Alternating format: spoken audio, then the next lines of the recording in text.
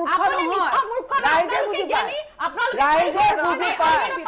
ইমান চিঞৰি লগত কিয় এয়া ঐক্য মঞ্চৰ কি স্বৰূপ এয়া ৰাইজে বুজি পায় ঐক্য মঞ্চ আপোনালোকে যেতিয়া এটা আন্দোলন কৰিব তেতিয়া একেলগে হয় যেতিয়া ইলেকশ্যন খেলিব হয় তেতিয়া বেলেগ বেলেগ হয় এয়া কেনেকুৱা ধৰণৰ ঐক্য মঞ্চ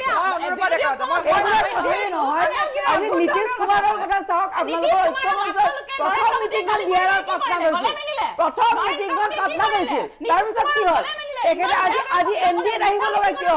আজি এনডিএত আহিব লগা কিয় কাৰণ আপোনালোকৰ নেতৃত্ব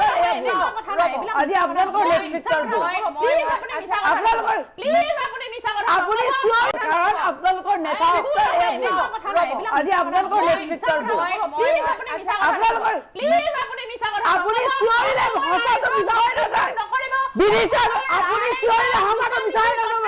আপোনালোকে মিছা কথা নক'ব ইয়াতে এনেকুৱা স্বৰূপ লৈ পেলাই আপোনালোকে নক'ব ঐক্য মঞ্চ বুলি আজি আপুনি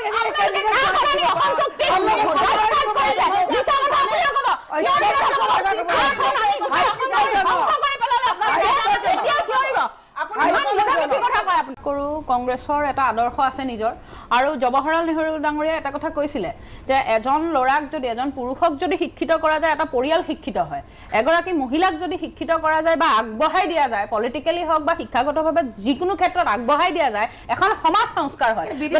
ৰাহুল গান্ধীক আগবঢ়াই দিয়াৰ কাৰণে কংগ্ৰেছ দলটো শেষ হৈ গৈ আছে না ডেফিনেটলি নাভাবো ৰাহুল গান্ধী ডাঙৰীয়াক আগবঢ়াই দিয়াৰ কাৰণে কংগ্ৰেছ দলটো একেবাৰে শেষ হয় এইটো প্ৰপাগাণ্ডা কিছুমান ওলাই থাকে আৰু বিজেপিয়ে